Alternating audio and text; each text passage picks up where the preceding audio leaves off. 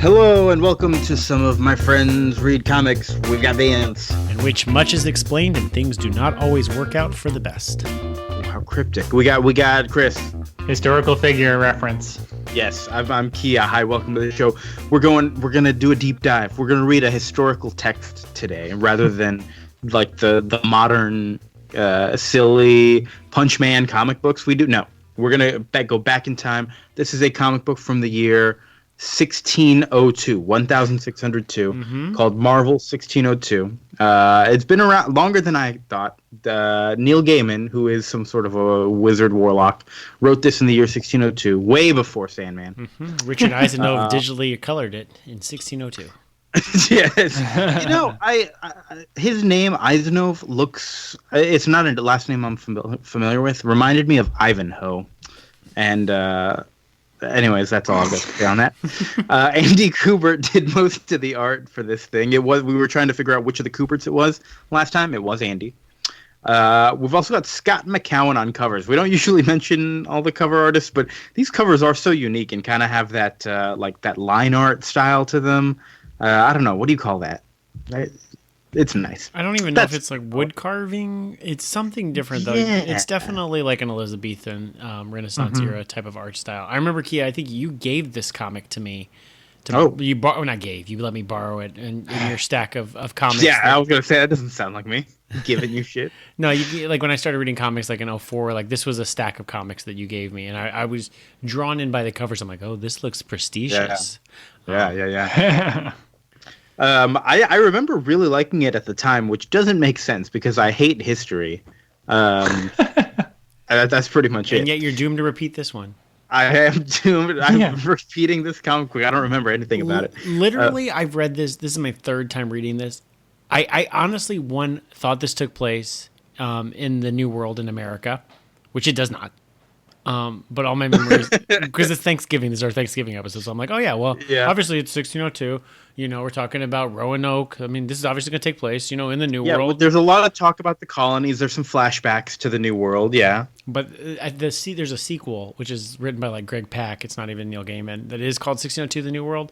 But so I misremembered that. I honestly do not know what like stuff like when they're like the Templar treasure's coming. I don't remember any of what that actually is. I cannot tell you that. So we're going to have a cliffhanger, and I'm still going to be like, I don't know. I don't know what it is. Yeah. There's only one twist I remember. Yeah, me too. Chris, had you read this before? Yeah. Sorry, we should mention this was mid-2000s, right? 2004, 2005, something like that? I would say, somewhere around there. Okay, great. I was joking about the year 1602, obviously. So, sorry, Chris, you have read this before? Yes, I read it in single issues back when it came out. I liked it fine, but it's not something that I've thought that much about. I also had the trade, which I read one more time and don't have anymore. Same so here. this is same here. Yeah, so this is my third time reading this as well. Wow. They did do a bunch of 1602 spin-offs that I didn't read. There was a new World one, there was the Fantastic one. I know a few others. They revisited it with the whole Secret Wars thing a while back as another one of their universe. Yeah, so I think they're intermittently every once in a while just kind of releasing a 1602 miniseries, just to kind of keep it alive.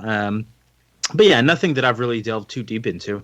I think this kind of talk through might take a little while with this first issue. The first issue is packed, and we kind of meet everybody, and that's really where the whole meat of this thing is for now. I think we're kind of ready to jump into it. Yes. Oh, and at the end of this episode, we're going to also start our issue by issue read of Marvels. We're going to start with Marvels number 0, which is just a tiny little story, but we'll get the whole thing kicked off with that. Yeah.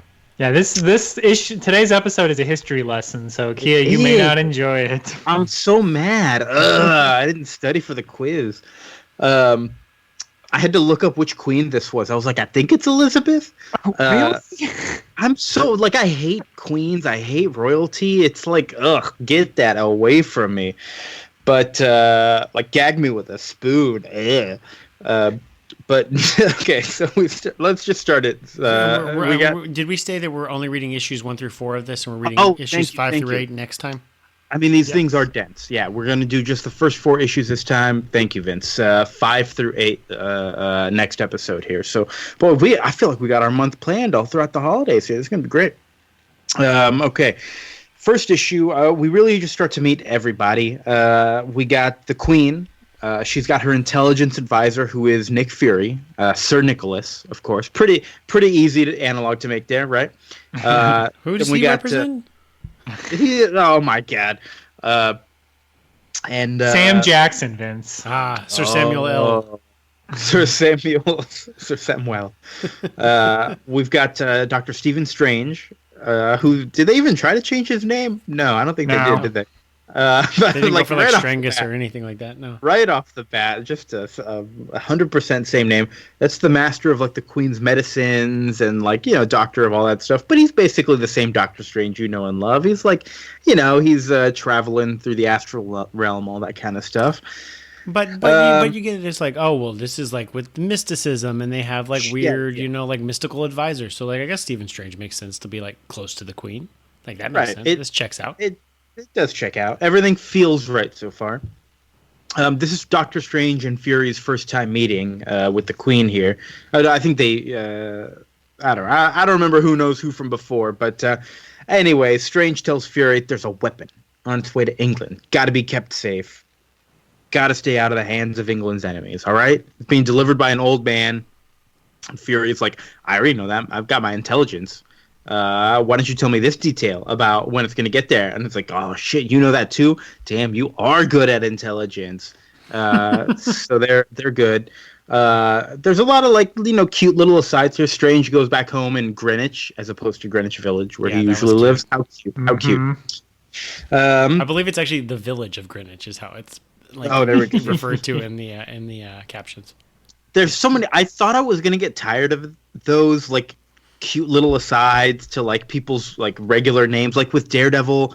I mean, we'll get to that. We'll talk about all those little jokes there. I think some of them were great and some of them got a little grating. Everybody is somebody in this world. Exactly. Yeah. Archangel's being held captive in a tower. He's a witch, they think, because he can grow wings.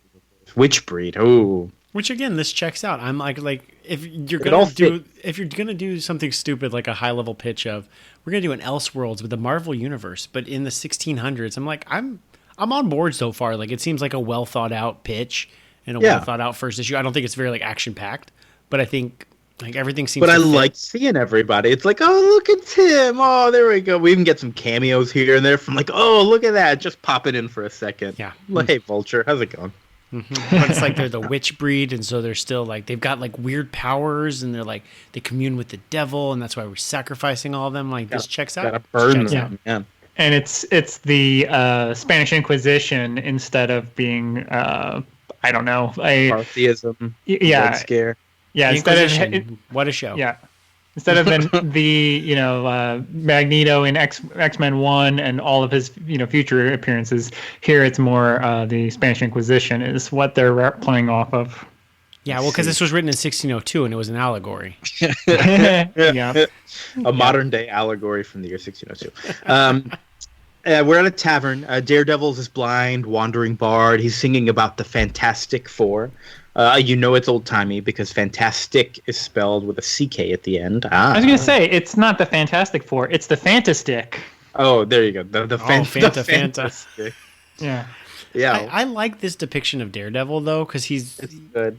He's more like a swashbuckler, which I think is like classic pre-Frank Miller Daredevil. Is that accurate, Chris? Right. Yeah, and this is a very like we'll talk about it more when we read Marvel's #1, but this is like a very Silver Age. You don't have the new X-Men, you don't have the like Luke Cage or any of that. It's like literally this is Marvel Universe in like 1963. Yeah, it's also like it's very much a greatest hits of the Marvel Universe, but like in the form of a story that you haven't heard yet, so you can still be surprised when it all happens.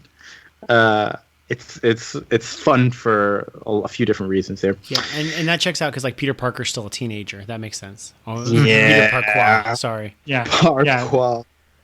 He's Nick Fury's young assistant. He's fascinated by spiders because, of course, he is. This is that like bait and switch that they're gonna gag that they're gonna run through the whole thing of him like almost getting bit by spiders for the whole Yeah. Like, yeah, he's playing with this spider, and Nick Fury smashes it under his fist. Like, come on, boy, we got work to do. They go up to the room because they're expecting someone to visit them, and it is Daredevil. That man has no fear. We got Doctor Doom. They mentioned Doctor Doom, the handsome Count Otto von Doom. Is he? I keep thinking, and I don't think this is going to pan out. Is he an amalgam of Otto Octavius and Victor Von Doom, or is it just putting Otto instead of Victor for fun? Yeah, I think it's just like a family name thing. I don't know why. It's a weird decision to me because it's just regular Doctor Doom. Yeah. Why is Stephen Strange still Stephen and not like, Carl Strange? I don't. I like how you went for the Family Matters other name. Good job, yeah. Yeah, of course I would. It's everybody's dad, Carl. Did I do that? Yeah. Eddie Strange. That's a good name, Eddie Strange. So I forget what Daredevil is been tasked to do, but Nick Fury pays him a diamond. And he's got another big diamond when he gets it. When he does Yeah. that. Who was that man who could catch diamonds in the dark? And he calls himself a devil who dares. It's like, yeah, we know who this is. That got us, yeah. Doctor Strange and his assistant. Is that his assistant or his wife, Clea? It's his wife in this version, but yeah, It's his girlfriend normally in the comics, Clea. Okay. They're doing a ritual so that Doctor Strange can go traveling around, seeing, all the world, all the goings on. He basically sees everything we've seen. He sees like a ship carrying this young white-haired girl and a Native American man. He sees this old man talking to a young woman, but then the woman sees him and like banishes him out of there. And he's like, "Whoa, what? How? What?" He's wearing a deep red, and I'm like, that's Scarlet Witch. I didn't know the Marvel Universe that much when I was reading this for the first time, Kia, but I was like, I picked up on this. Because again, Chris, I think it's very like classic Marvel. That's like alluded to like a lot. Yeah, so this is, Brotherhood of Evil Mutants era Scarlet Witch and Quicksilver. Right. Magneto's there, and Magneto's like, "What? Who did that? Oh, I bet it was Javier," which is my favorite name in this whole thing. I just think like Javier and the Witchbreed would be like a great name of a comic. I would buy that That'd comic. be a dope band name too. Javier and the Witchbreed? Hell yeah. And he's like, "Oh, it had to be that asshole." It wasn't, but we assume. Yeah, because that's his Professor X. Right. So. Professor J. Oh, Professor The J J-Man. is also a good band name. Yeah. There's in terms of an art touch that I really like about this book for some reason, and when I think about it every time is when Doctor Strange first stretches, his fingers get really long and like tree branch like, which comes back a few times. I think even like when you see the Fantastic Four, I don't even think it's in this book, they stretch in that same type of weird like tree branch way that his fingers stretch, and the way that the Vulture shows up later. I really like that artistic touch. It's really kind of otherworldly and atypical for Marvel, so I really like it. There's the art in this really is beautiful. I think it's excellent. It's like, yeah, there's digital stuff in there, but it's got this beautiful style. I really love it. If anything, I wish it had a little bit more of the covers of having that sort of woodcut look, because it does look a little too digital to me sometimes. But it's good. I really like it too. I mean, given 2003, 2004 digital coloring, like compared to other digital coloring, it's not that. Yeah. There's times when some of the big eyes on the little white girl, that gets a little much, but there's some weird choices like Clea and the American girl Virginia Dare look exactly the same to me. There's a lot of old white dudes in this comic who I sometimes have a hard time with. Plus the historical figures mixed in. It's like I'm doing double duty here trying to pay attention. Yeah, I mean, their hair is like the thing that makes them look the most alike with Virginia Dare and Clea. Because Virginia Dare is made to look very young in a way where she has like a big head and a small body. So yeah, Clea didn't look too similar to her for me. Yeah, I didn't think so. What else is going on? We meet that little girl. She is Virginia Dare. We mentioned she is the first child born in the colonies. Yes. And so her dad was like, I mean, we gotta like stir up some business for America. I could go, but like think of all the buzz if you go instead, my little daughter. Which really does sound like America. Like it's just like they gotta get on the right side of the story ASAP, draw some buzz, like really get America going here. And is that all accurate too, Chris? Is Virginia Dare real? Virginia Dare is real, yes. Along with Queen Elizabeth and King James, real characters. But and did this happen? No. Okay. But Virginia Dare never went to never went to England.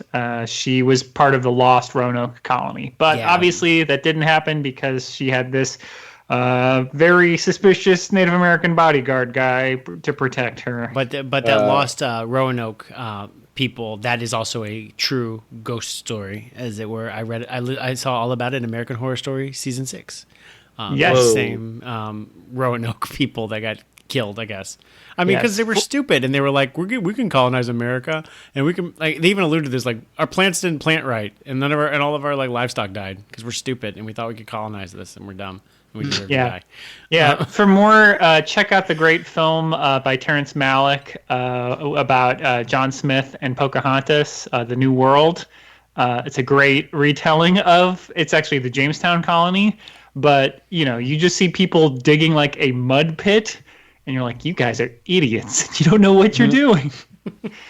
That's pretty funny. And fortunately, Pocahontas helps them, and then it kind of falls apart because she falls in love with this Colin Farrell dashing guy who then is like, I can't be tied down, and leaves. It's a good movie. Aww. Yeah, that doesn't sound anything like Pocahontas 2, Journey to a New World. No. She does go to the New World because that did happen in real life in the movie The New World. She goes back to England, and it's very cool. It's a very sad scene.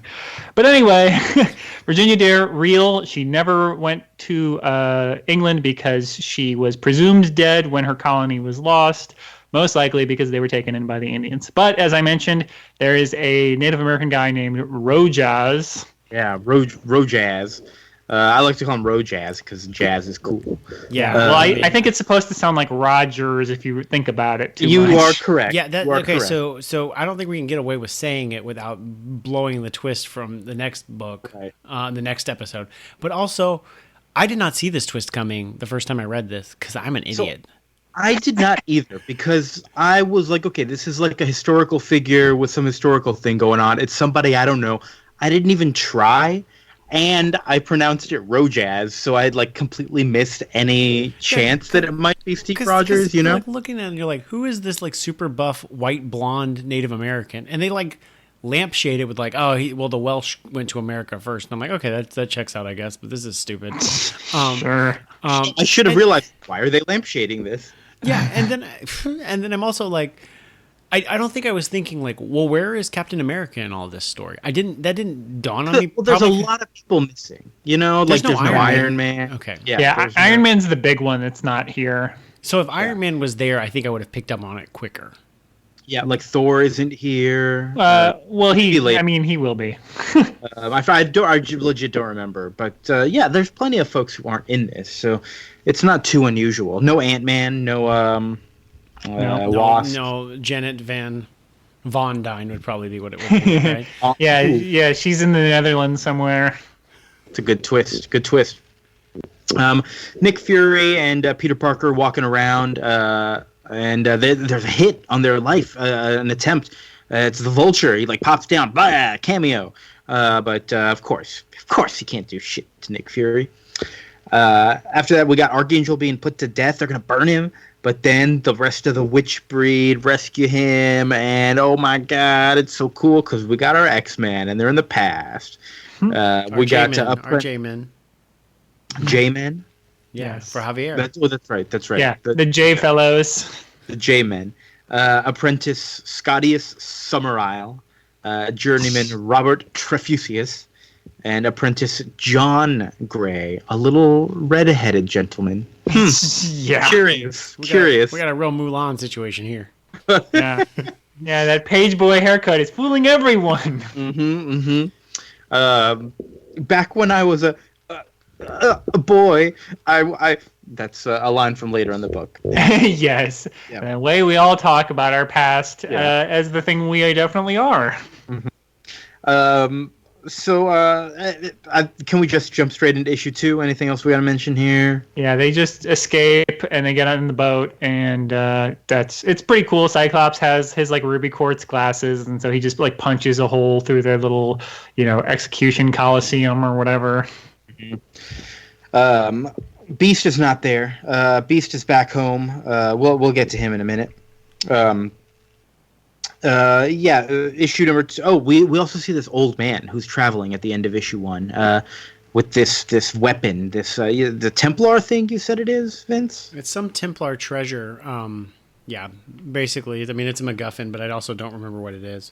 Yeah. And he's also said that like this old man is like freaking powerful and knows stuff, and he feel like the decoy units that got sent out at the same time as him, like he feels them die. Like, what's going on? Why is this old man so mysterious? And again, I mean, I don't know if I should spoil it because it doesn't happen in the first half. And now I remember. His name is Donal, so it's Donald. There's a Silver Age character named Donald Blake that this could be.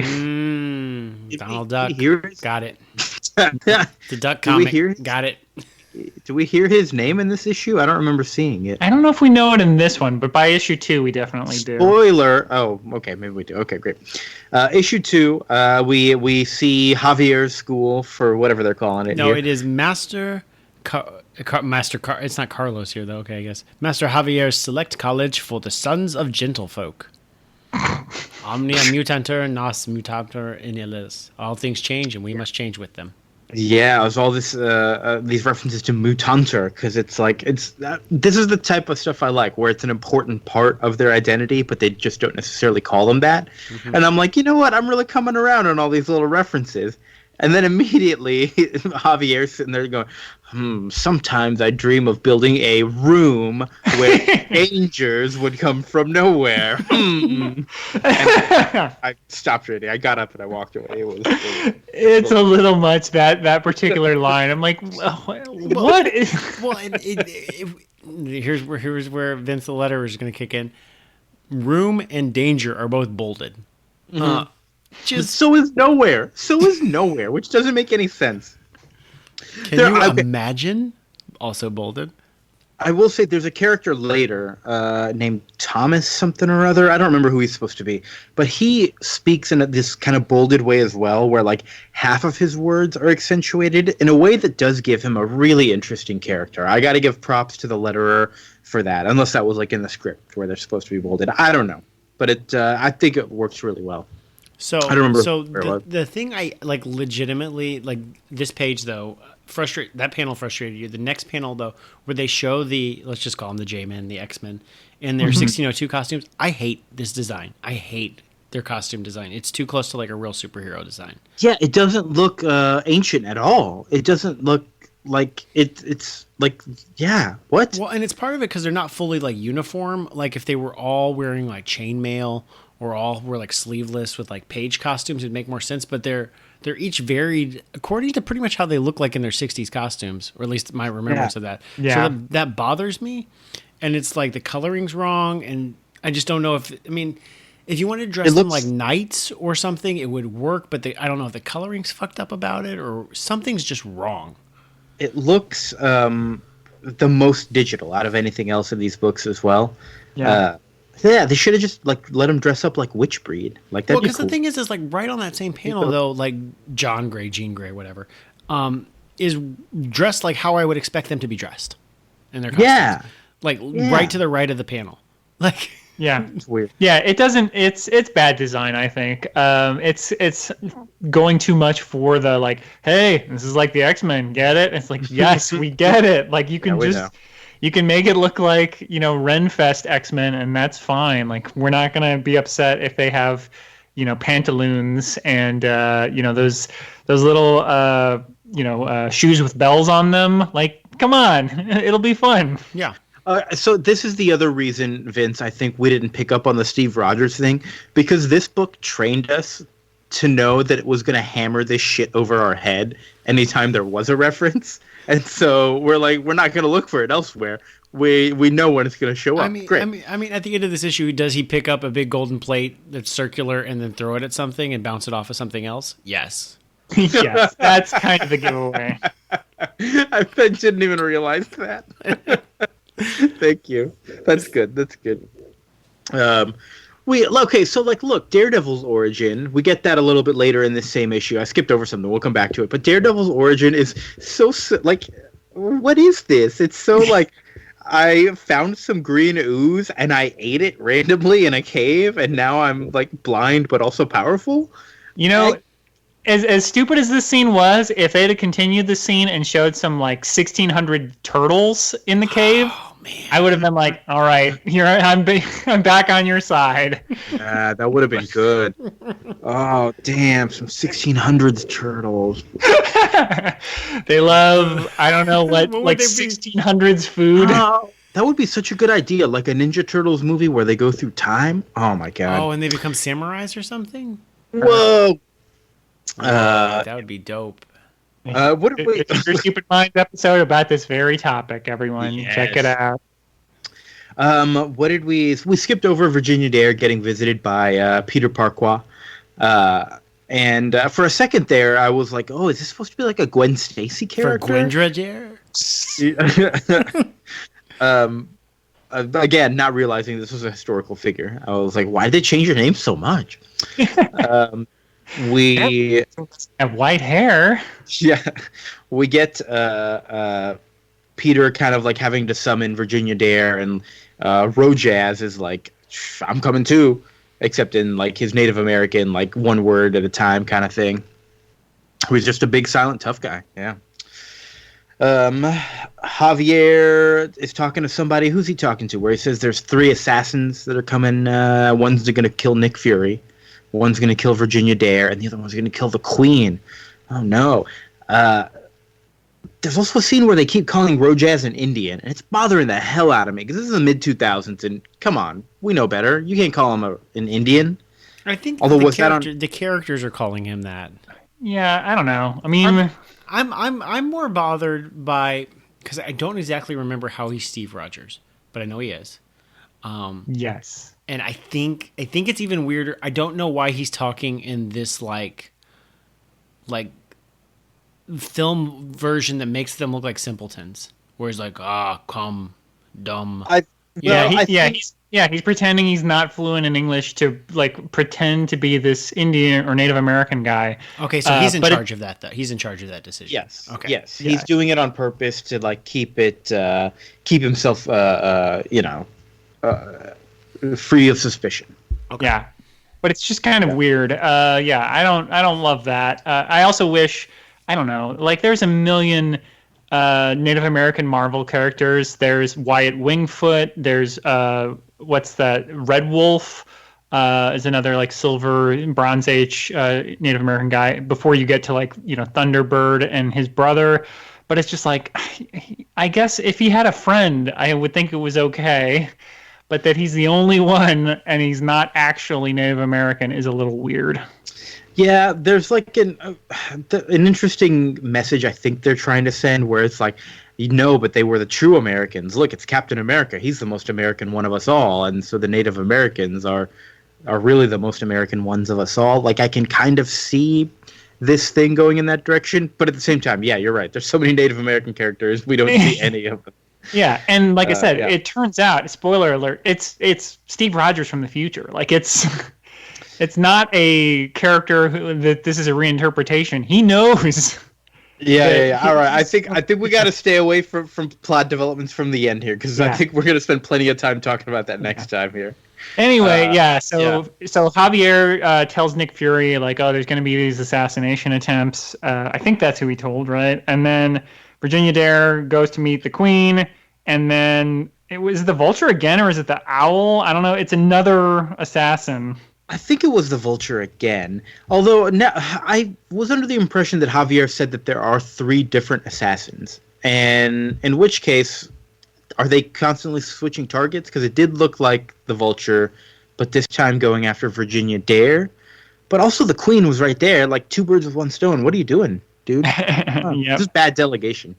Yep. And yeah, so that's when Steve Rogers, Rogers or whatever, he throws a serving plate like a shield and whacks the vulture guy. And also you see the shadow of a wing flying away as we have our third character with wings. It turns out it's Virginia. She has shape-shifting powers. Whoa! She's a member of Gryffindor. Yeah, meet Virginia. Whoa! Oh, I can't wait to. Oh, damn. I'm very confused. Like, I guess this thing is white. Like, this griffin creature is all white, so you think of Virginia Dare with her white hair. But it looks so, like, plain and, like, it looks blank to me. Like, I don't know if y'all got that feeling at all. It just looks like somebody forgot to color this griffin. Yeah. Well, it's also weird because it's based on the actual like ghost story of Virginia Dare about a white deer getting killed. So that's what this is referencing. But it's also like by having her show up as a griffin, there's already a character who turns into white animals who shapeshifts, and we just talked about her in our Alpha Flight episode. So it's a little confusing because you're like, oh, it's not North Star.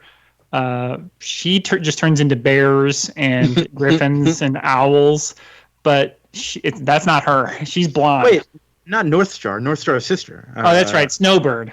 There we go. I mean, how many issues of Alpha Flight do you think Neil Gaiman's read?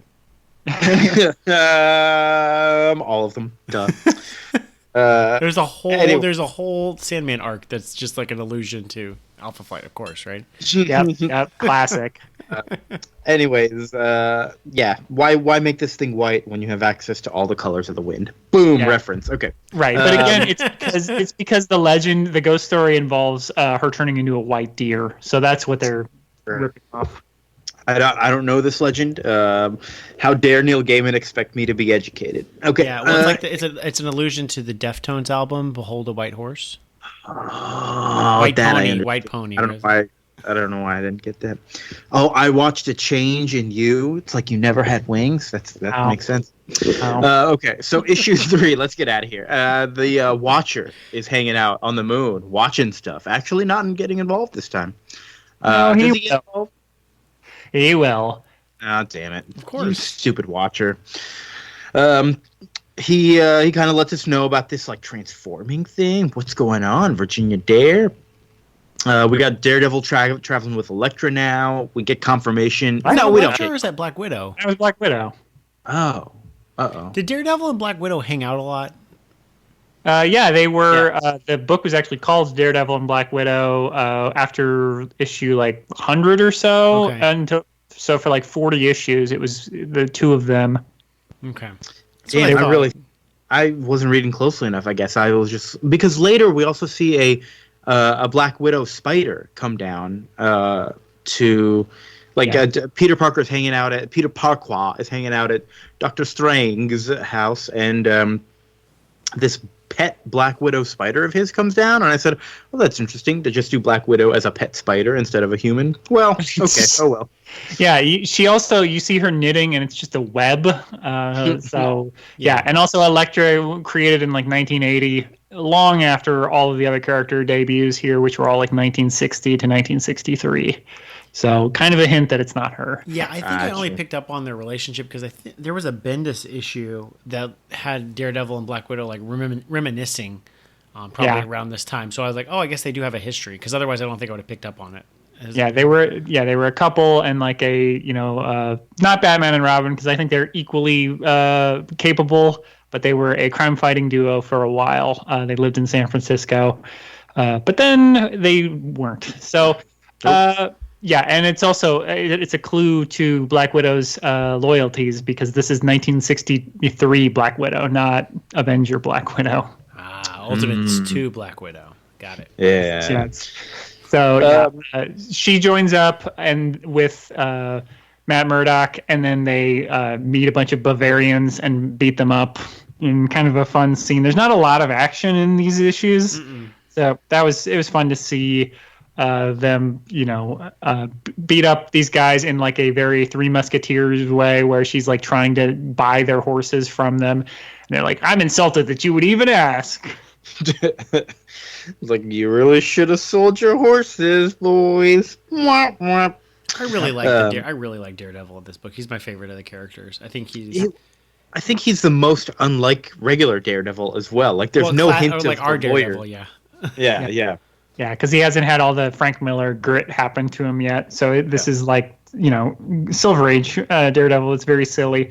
We also have somebody from the Vatican who I wasn't sure if this was supposed to be someone. I couldn't really tell, like if he was supposed to be another Brotherhood guy or someone. But he tries to. He's like, the Pope's really worried about what you're doing, Magneto, Enrique, and then tries to assassinate him. And then Magneto's like, well, I have magnetic powers, so I'll just kill you. Mm-hmm. I'm gonna kill you with this Toledo steel. Toledo steel, you say? Oh yeah, this is the guy who had really good talk boldingness. What's the word I'm trying to say? I don't know, but the way his words are kind of accented with the bold is really nice. Like, His Holiness is uncomfortable with any part of the church, like that kind of stuff. I just instantly gave him a character. Oh, you think he's supposed to be Black Tom because his name is Thomas? That could be. I don't know. But he dies instantly. Would they do Black Tom dirty like that? He's based on a real Pope emissary who was murdered by the Inquisition. Really? No, I don't know. I don't think that's true. It's of course it's an Assassin's Creed rogue. I've seen this. Yeah, I don't see any Juggernaut, so I don't know. Black Tom's kind of useless without him. It's based on a real Pope emissary that was murdered by Magneto violently. Oof, yeah. Really happened. So John Gray and Archangel are talking. Kind of learn a little bit more about each other. John is like, I used to be a boy, man. And Scott Summers doesn't like it. He's like, hey, you two, don't talk to each other. That little boy's mine. We get some praying from Javier.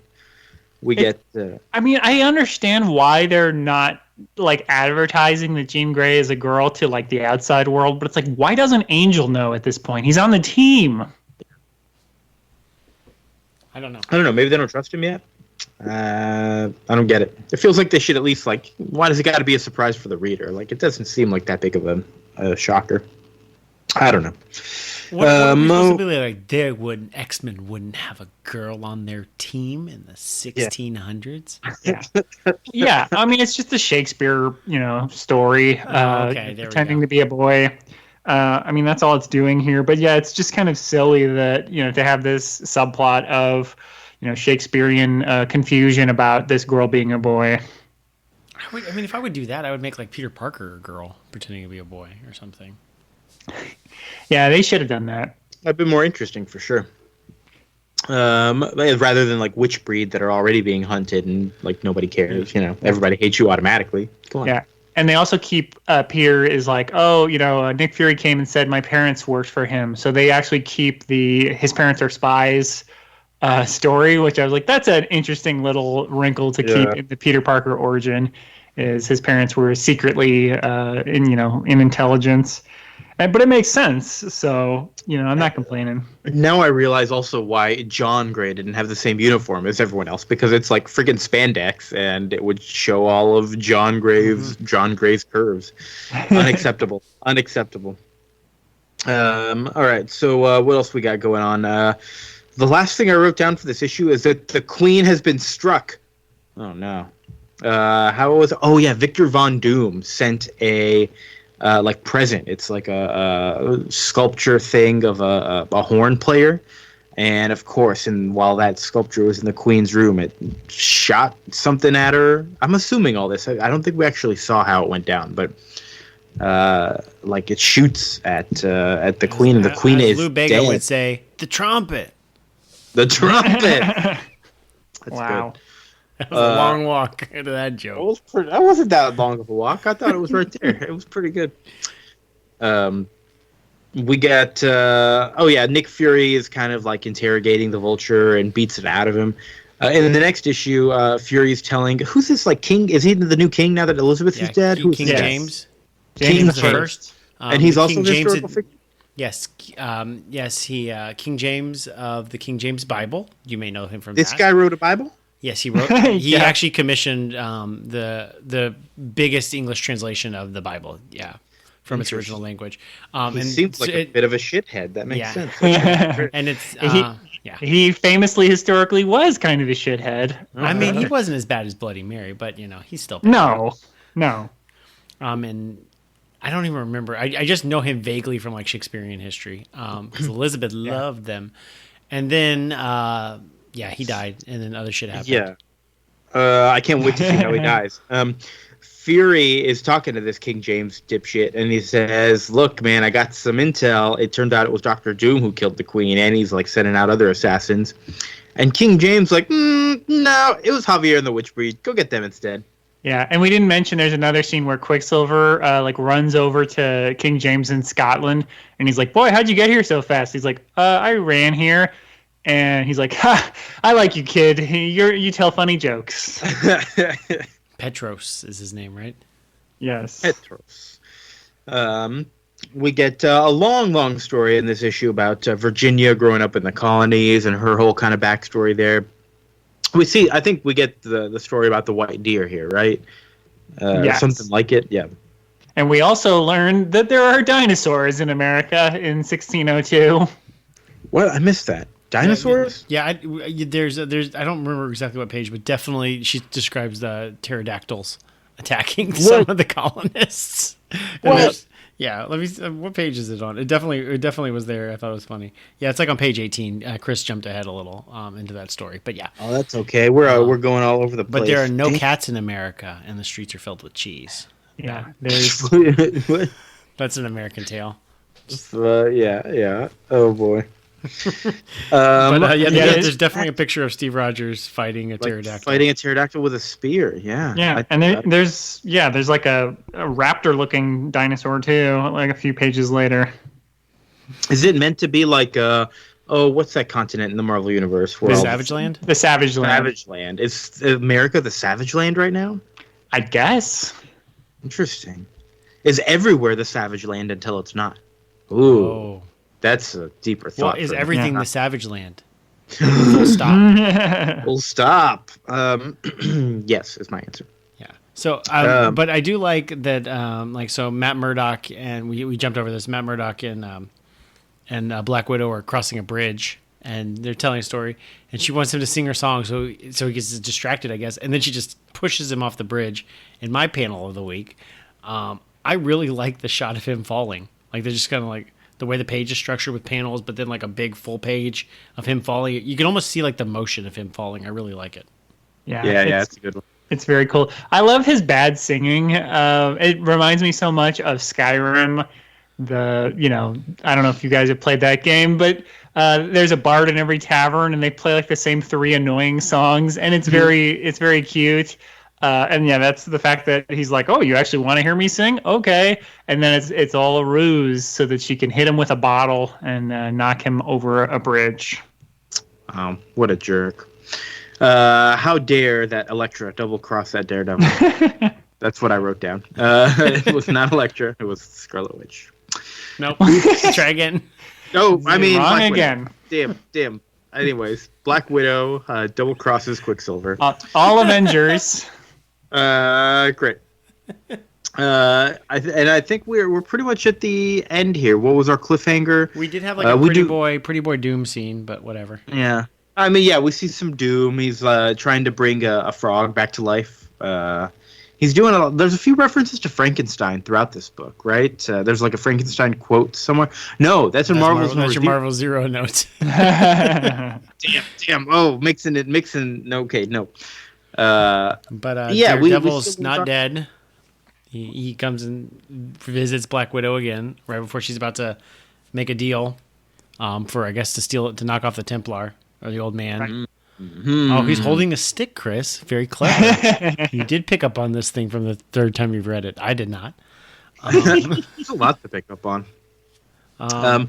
We get, I think, is our only villain throughout this Doctor Doom? I mean, we've got Eric, we've got the Inquisition. Oh, Magneto. Yeah, we got and Magneto. we've got Black Widow doing something, and we've got James who's gonna end up being a dick.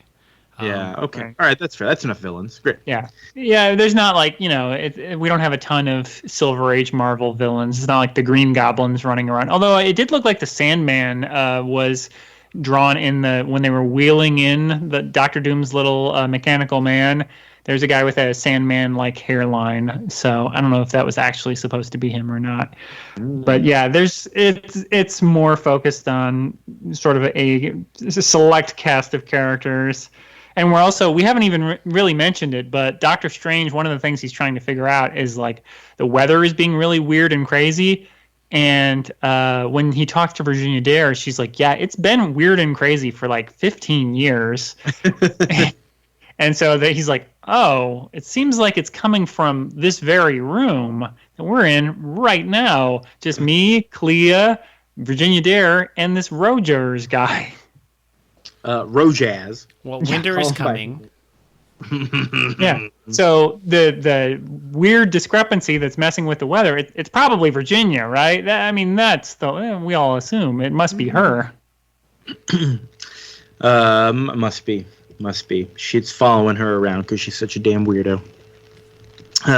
This is good. I'm flipping ahead. Next issue starts with a nice little recap delivered to us directly by Neil Gaiman himself. Oh my God, That's I can't a perfect wait. way for us to split it then. Perfect. I think so. I think so. Good job, us.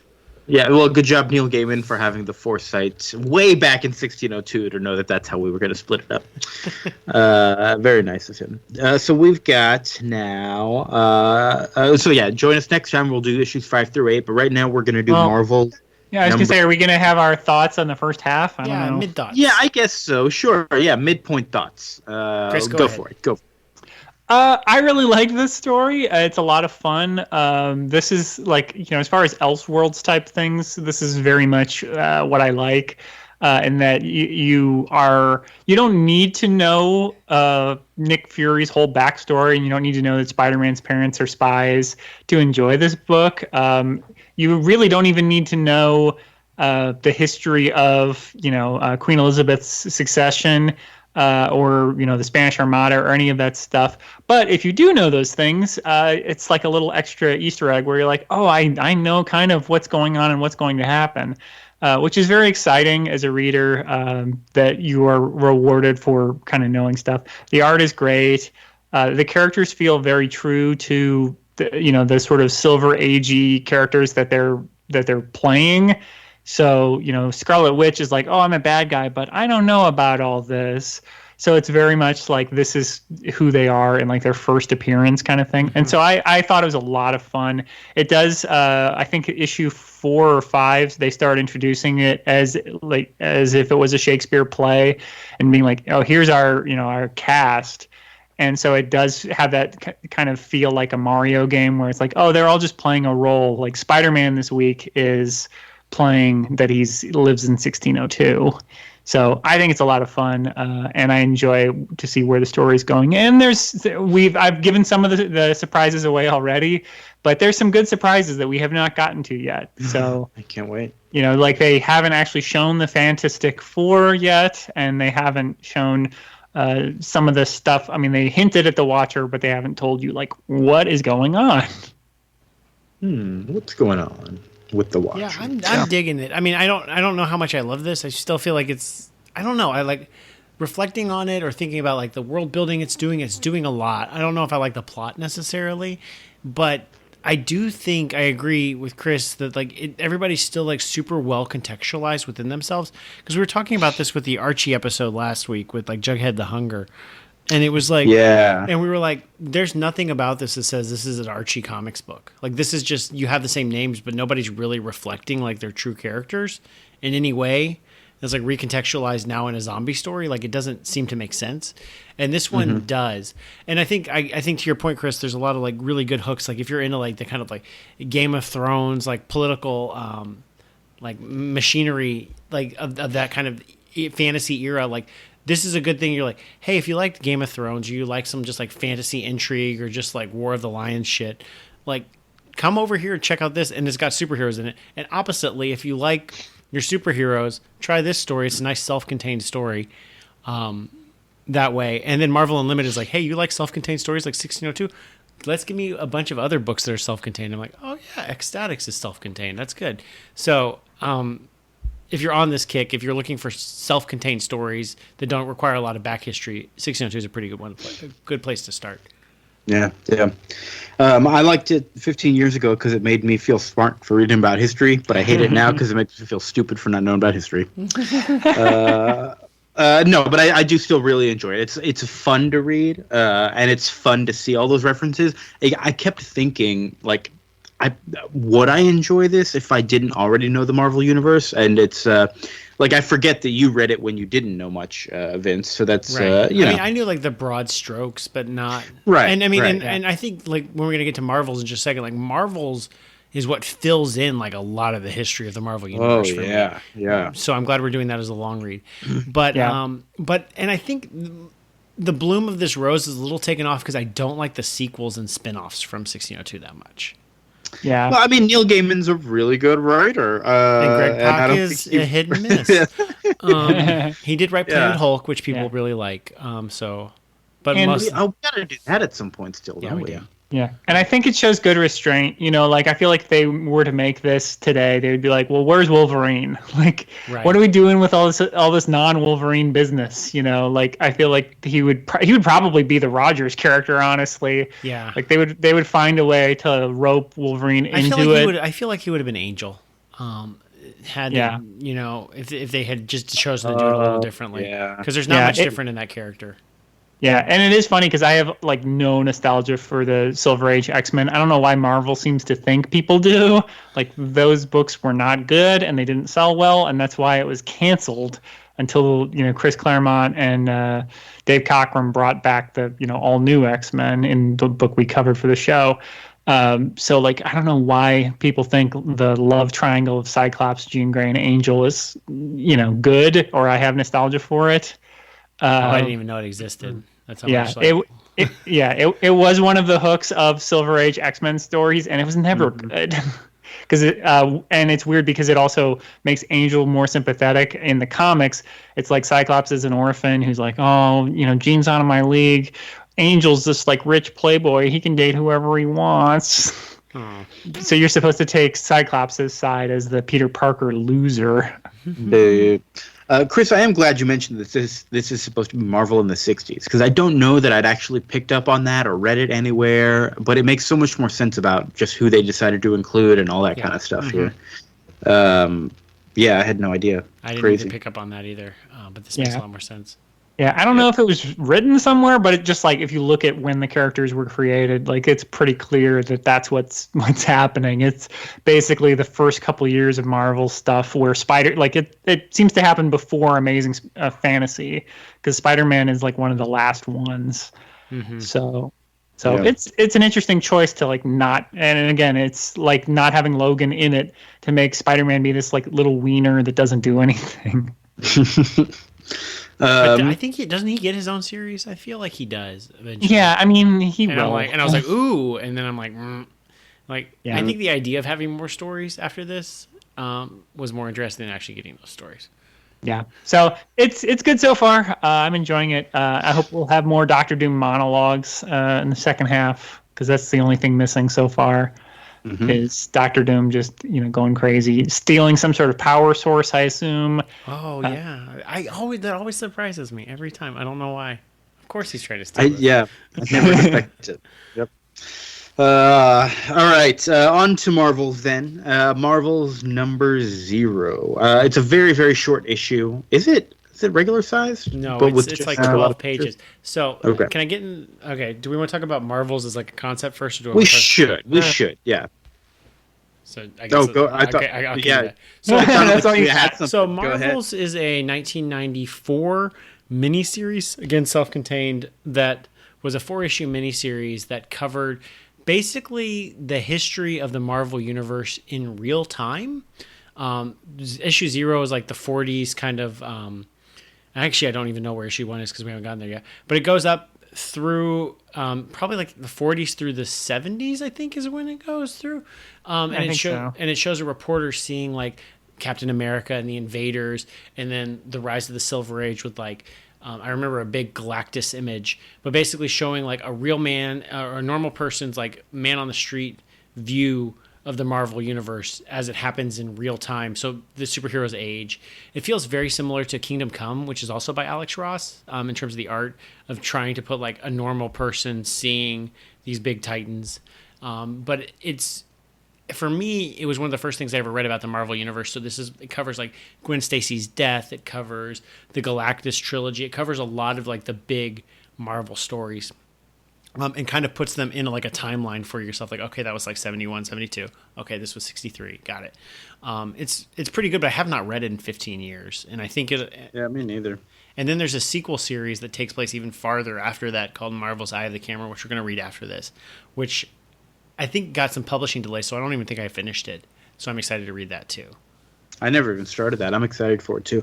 So this issue, most of the issues 1 through 4, and I assume the sequel are from the eyes of the same character. Phil this like a Spector? photographer. Phil something or other. It's not Phil Spector. Okay. Yeah, that's a record producer who killed Lana Clarkson. Oh, it is that guy then. Yes, he's the main character. Issue 0 is none of those. Issue 0 is only about the Human Torch from the 1940s, from the Invaders, who was not. I feel like he doesn't get brought up that much, like ever. But I don't know that we've ever talked about him. But he was an android that was created by a scientist, and powers-wise, is basically everything you imagine the Human Torch to be, but is just like not our regular Johnny Storm. He's just like another guy who was an android, right? I guess I don't know much about this guy other than this issue. Like, I don't know much about him. I think in classic, and Chris can probably correct us, so we'll sound dumb. But like in classic, like how DC just decided to recontextualize, like the Green Lantern is now this way for the Silver Age. Like they took the Human Torch name and then gave it to Johnny Storm. Right. Yes. So that's pretty much what happened. But the Captain America, who was part of like the 1940s team, got brought into the 60s and like largely unchanged. But obviously they did change and update some characters. This guy was created by Phineas Horton. I believe, Chris, you can correct me, I think he provides some basis for the Vision. Is that correct? Yes. If you remember, if you pull out your textbook for Avengers Forever. Okay, hold on. Grab it.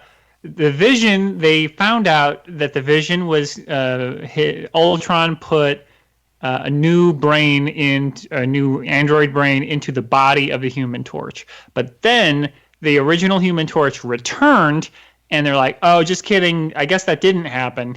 And then Avengers Forever basically had to explain Immortus like made a double of the Human Torch's body, so that Ultron ran off with one copy of it, and then Dr. Horton buried the other version.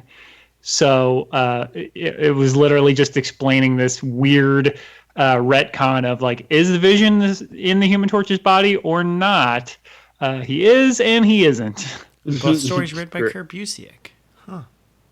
Huh. Interesting. So anyways, this is the most I probably know about the Human Torch, this particular version. It's drawn to look, or it's fully painted by Alex Ross, like Kingdom Come.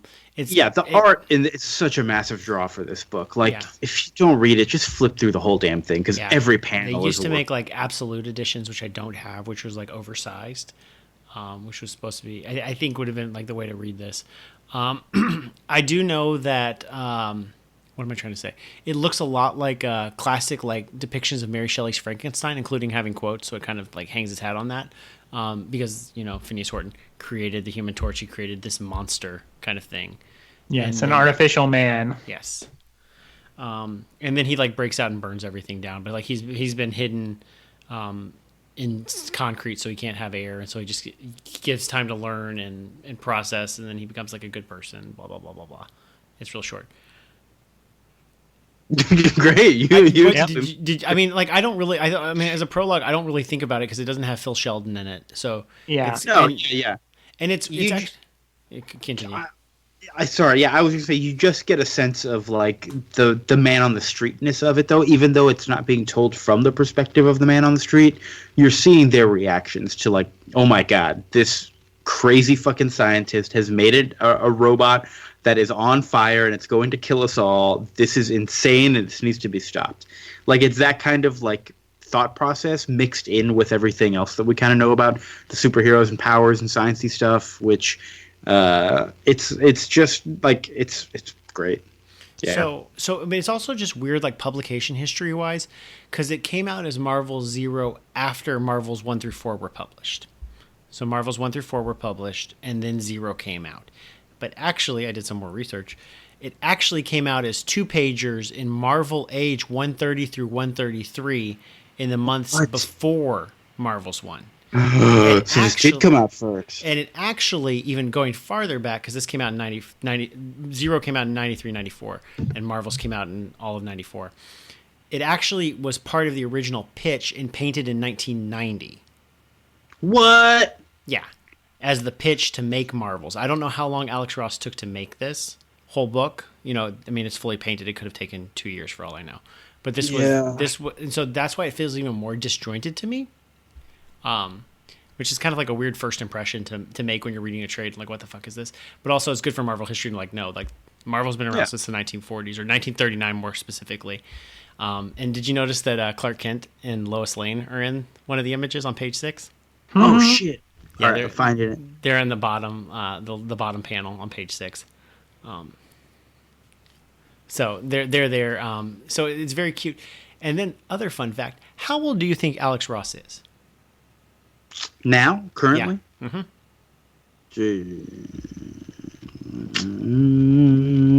He's 49 today. Wow. Really? Wait, what? He made this book when he was 23. Specifically, he painted this when he was 20. Because he painted in 1990. He was born in 1970. What the hell? I was going to say maybe like 60s at the youngest. Holy shit. I did not realize he made all of Marvels when he was like 23, 24. That is crazy. Especially, like, if you read anything that he's written, like, he writes like he's a million years old. Wow. So, that's there's also Marvel annotated. Marvel's been publishing an annotated version of Marvels, and they put it on Unlimited. So go check that out. You can find some cool things. That's my secret. That's my secret. Oh text. yeah, I saw that. I might have to check that out. That sounds interesting. Yeah, they just put issue 3 on Unlimited, so hopefully issue 4 will come out by the time we hit it. Great. It'll be dumb. We're gonna learn everything. Great. I think that's everything for now. Oh, a little. We didn't go that long. All right. Great. So next time we will finish off 1602. 1602 5 through 8, and Marvel's 1. 1. It makes perfect sense. Don't worry. Yeah, great. What's your stupid minds doing now, Chris? Well, we had our episode on the Demon Wind came out. You can listen to that. As mentioned, you can also check out our episode on Turtles in Time if you need more time travel adventures in your life. There's 150 other episodes. We are not going to have an episode coming out in the next week or so it's too early to plug what's going to come out probably in 3 weeks. Great. Cool. And that Demon Wind, you said was it a friend or an enemy? I'd still think he was a friend. Great. Vince, you got anything happening? I'm still working on the YouTube series That Was a Game. And I've got 2 episodes out, and I'm working on another 3 and 4 right now. My computer's a little slow for editing. It doesn't like to edit 10-minute long videos. So we'll see whether or not that can hang together. But we're doing Mega Man Soccer and then Dragon's Lair by Don Bluth. Dragon's Lair 3D specifically, which was an original Xbox and GameCube version of Dragon's Lair, fully 3D, cel-shaded before The Wind Waker came out. And that's why I've been like singing a lot of like American Tail and Land Before Time recently, because I've been going deep into Don Bluth lately. So it's cool. Real dumb, real cool. I'm a cool guy, guys. You are. We're all cool guys. I just wrote a play that's going up. It's a short play, December 2nd for no. Is it going up in Hell's Yep. Kitchen? again? December 2nd. No, that was the other one that I had written a while back. This one's a Christmas play because I'm the world's foremost expert on Christmas and plays about Santa's elves. This is a play about Santa's elves. December 2nd, Crane Theater, if you're in New York. Come on out. It'll be fun. You can be a creep and say you've heard my voice and that you wanted to see my face. That would be cool. That'd be a cool thing to say and not creepy. Or it will be creepy. We'll find out together. Great. Cool. Thanks, y'all. We'll see you next time. It feels so unfinal because we didn't finish any stories today. We just started a bunch of stuff. But it's okay. We're going to make it happen next time. That's how this season is. Happy Thanksgiving, everybody. Oh, is that going to be out? Yeah, happy Thanksgiving. It's next week. Oh, my God. I need to buy a turkey. I really don't. I don't need to buy a turkey. You big old turkey. Oh, dang it. All right. Thank you so much. Have a great night, everybody. We love you. I love you, Vince. I love you, too. I love you, Chris. Watch out, there's a spider behind you. Oh, God. Turn off the podcast.